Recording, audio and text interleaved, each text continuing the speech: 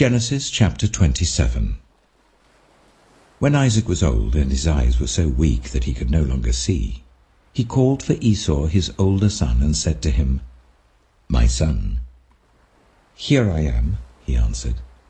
Isaac said, "I am now an old man and don't know the day of my death. Now then, get your equipment, your quiver and bow, and go out to the open country to hunt some wild game for me. Prepare me the kind of tasty food I like, and bring it to me to eat, so that I may give you my blessing before I die." Now Rebekah was listening as Isaac spoke to his son Esau. When Esau left for the open country to hunt game and bring it back, Rebekah said to her son Jacob, "Look, I overheard your father say to your brother Esau, 'Bring me some game and prepare me some tasty food to eat, so that I may give you my blessing in the presence of the Lord before I die.' Now, my son, listen carefully and do what I tell you. Go out to the flock and bring me 2 choice young goats, so I can prepare some tasty food for your father, just the way he likes it. Then take it to your father to eat, so that he may give you his blessing before he dies." Jacob said to Rebekah his mother, "But my brother Esau is a hairy man, while I have smooth skin. What if my father touches me? I would appear to be tricking him, and would bring down a curse on myself rather than a blessing." His mother said to him, "My son, let the curse fall on me. Just do what I say. Go and get them for me." So he went and got them and brought them to his mother, and she prepared some tasty food, just the way his father liked it. Then Rebekah took the best clothes of Esau, her older son, which she had in the house, and put them on her younger son Jacob. She also covered his hands and the smooth part of his neck with the goat skins. Then she handed to her son Jacob the tasty food and the bread she had made. He went to his father and said, "My father?" "Yes, my son," he answered. "Who is it?" Jacob said to his father, "I am Esau, your firstborn. I have done as you told me. Please sit up and eat some of my game, so that you may give me your blessing." Isaac asked his son, "How did you find it so quickly, my son?" "The Lord your God gave me success," he replied. Then Isaac said to Jacob, "Come near so I can touch you, my son, to know whether you really are my son Esau or not." Jacob went close to his father Isaac, who touched him and said, "The voice is the voice of Jacob, but the hands are the hands of Esau." He did not recognize him, for his hands were hairy like those of his brother Esau, so he proceeded to bless him. "Are you really my son Esau?" he asked. "I am," he replied.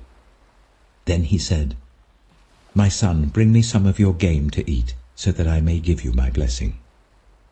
Jacob brought it to him, and he ate, and he brought some wine, and he drank. Then his father Isaac said to him, "Come here, my son, and kiss me." So he went to him and kissed him. When Isaac caught the smell of his clothes, he blessed him and said, "Ah, the smell of my son is like the smell of a field that the Lord has blessed.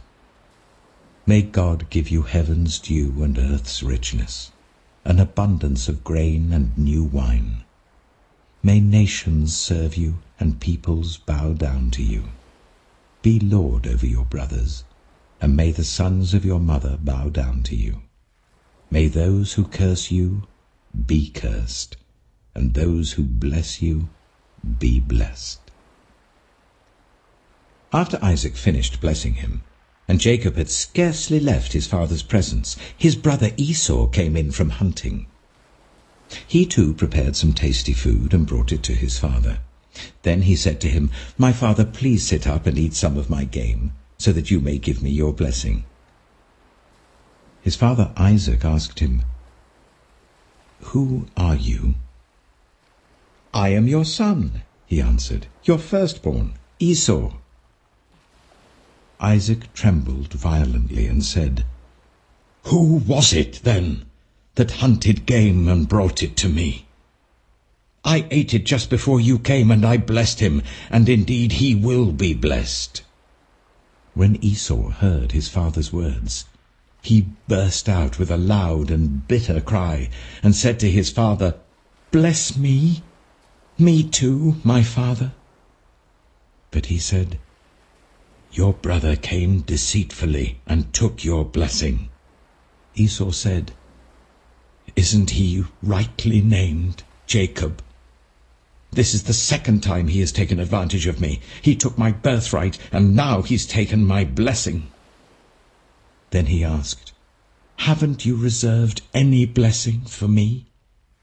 Isaac answered Esau, "I have made him lord over you, and have made all his relatives his servants, and I have sustained him with grain and new wine. So what can I possibly do for you, my son?" Esau said to his father, "Do you only have one blessing, my father? Bless me too, my father." Then Esau wept aloud. His father Isaac answered him, "Your dwelling will be away from the earth's richness, away from the dew of heaven above. You will live by the sword, and you will serve your brother.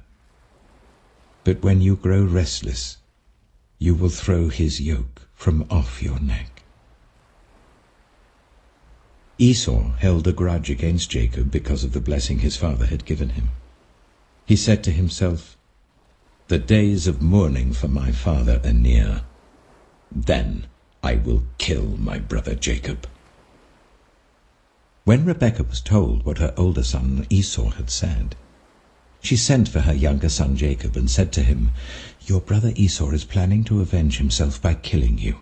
Now then, my son, do what I say. Flee at once to my brother Laban in Haran. Stay with him for a while until your brother's fury subsides. When your brother is no longer angry with you and forgets what you did to him, I'll send word for you to come back from there. Why should I lose both of you in one day?" Then Rebekah said to Isaac, "I'm disgusted with living because of these Hittite women. If Jacob takes a wife from among the women of this land, from Hittite women like these, my life will not be worth living." Matthew chapter 26. When Jesus had finished saying all these things, he said to his disciples, "As you know, the Passover is 2 days away, and the Son of Man will be handed over to be crucified." Then the chief priests and the elders of the people assembled in the palace of the high priest, whose name was Caiaphas, and they schemed to arrest Jesus secretly and kill him, but not during the festival, they said, or there may be a riot among the people. While Jesus was in Bethany, in the home of Simon the leper, a woman came to him with an alabaster jar of very expensive perfume, which she poured on his head as he was reclining at the table. When the disciples saw this, they were indignant. "Why this waste?" they asked. "This perfume could have been sold at a high price and the money given to the poor." Aware of this, Jesus said to them, "Why are you bothering this woman? She has done a beautiful thing to me. The poor you will always have with you, but you will not always have me. When she poured this perfume on my body, she did it to prepare me for burial. Truly I tell you, wherever this gospel is preached throughout the world, what she has done will also be told in memory of her." Then one of the 12, the one called Judas Iscariot, went to the chief priests and asked, "What are you willing to give me if I deliver him over to you?" So they counted out for him 30 pieces of silver. From then on, Judas watched for an opportunity to hand him over. On the first day of the festival of unleavened bread, the disciples came to Jesus and asked, "Where do you want us to make preparations for you to eat the Passover?" He replied, "Go into the city to a certain man and tell him "The teacher says, 'My appointed time is near. I'm going to celebrate the Passover with my disciples at your house.'" So the disciples did as Jesus had directed them and prepared the Passover.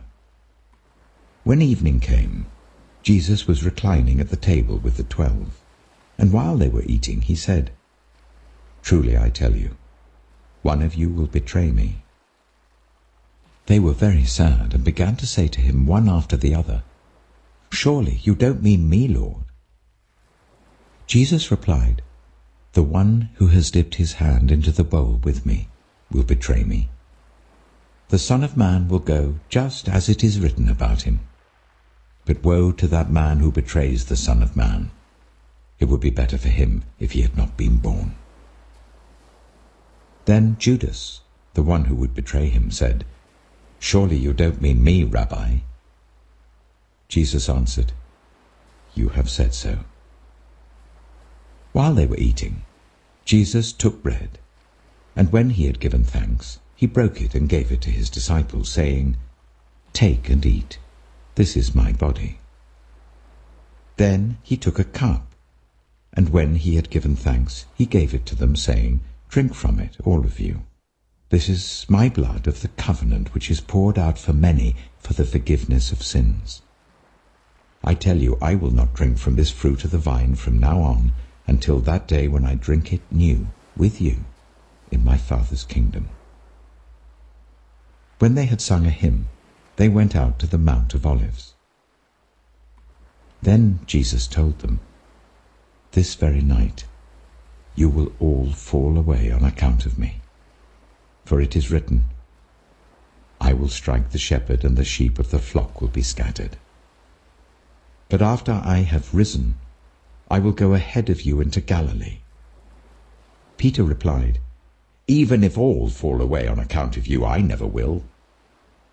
"Truly I tell you," Jesus answered, "this very night before the cock crows, you will disown me 3 times. But Peter declared, "Even if I have to die with you, I will never disown you." And all the other disciples said the same.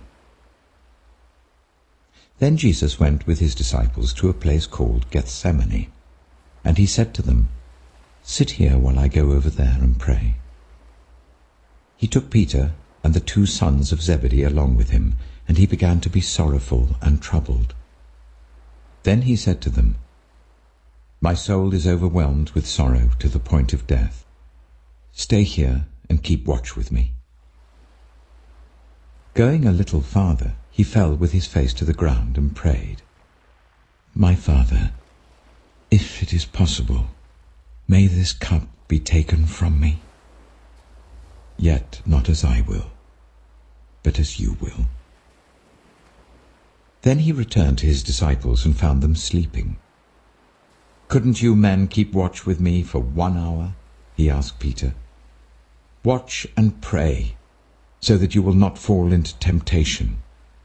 The spirit is willing, but the flesh is weak." He went away a second time and prayed, "My Father, if it is not possible for this cup to be taken away unless I drink it, may your will be done." When he came back, he again found them sleeping because their eyes were heavy. So he left them and went away once more and prayed the 3rd time, saying the same thing. Then he returned to the disciples and said to them, "Are you still sleeping and resting? Look, the hour has come, and the Son of Man is delivered into the hands of sinners. Rise, let us go. Here comes my betrayer." While he was still speaking, Judas, one of the 12, arrived. With him was a large crowd armed with swords and clubs, sent from the chief priests and the elders of the people. Now the betrayer had arranged a signal with them. "The one I kiss is the man. Arrest him." Going at once to Jesus, Judas said, "Greetings, Rabbi," and kissed him. Jesus replied, "Do what you came for, friend." Then the men stepped forward, seized Jesus, and arrested him. With that, one of Jesus' companions reached for his sword, drew it out, and struck the servant of the high priest, cutting off his ear. "Put your sword back in its place," Jesus said to him. "For all who draw the sword will die by the sword. Do you think I cannot call on my Father, and he will at once put at my disposal more than 12 legions of angels? But how then would the scriptures be fulfilled that say, 'It must happen in this way'?" In that hour Jesus said to the crowd, "Am I leading a rebellion that you have come out with swords and clubs to capture me? Every day I sat in the temple courts teaching, and you did not arrest me. But this has all taken place that the writings of the prophets might be fulfilled." Then all the disciples deserted him and fled. Those who had arrested Jesus took him to Caiaphas, the high priest, where the teachers of the law and the elders had assembled. But Peter followed him at a distance, right up to the courtyard of the high priest. He entered and sat down with the guards to see the outcome. The chief priests and the whole Sanhedrin were looking for false evidence against Jesus, so that they could put him to death. But they did not find any, though many false witnesses came forward. Finally, 2 came forward and declared, "This fellow said, 'I am able to destroy the temple of God and rebuild it in 3 days.'" Then the high priest stood up and said to Jesus, "Are you not going to answer? What is this testimony that these men are bringing against you?" But Jesus remained silent. The high priest said to him, "I charge you under oath by the living God. Tell us if you are the Messiah, the Son of God." "You have said so," Jesus replied. "But I say to all of you, from now on you will see the Son of Man sitting at the right hand of the Mighty One and coming on the clouds of heaven." Then the high priest tore his clothes and said, "He has spoken blasphemy. Why do we need any more witnesses? Look, now you have heard the blasphemy. What do you think?" "He is worthy of death," they answered. Then they spat in his face and struck him with their fists. Others slapped him and said, "Prophesy to us, Messiah. Who hit you?" Now Peter was sitting out in the courtyard, and a servant girl came to him. "You also were with Jesus of Galilee," she said. But he denied it before them all. "I don't know what you're talking about," he said. Then he went out to the gateway, where another servant girl saw him and said to the people there, "This fellow was with Jesus of Nazareth." He denied it again with an oath. "I don't know the man." After a little while, those standing there went up to Peter and said, "Surely you are one of them. Your accent gives you away." Then he began to call down curses, and he swore to them, "I don't know the man." Immediately a cock crowed. Then Peter remembered the word Jesus had spoken, "Before the cock crows, you will disown me 3 times." And he went outside and wept bitterly.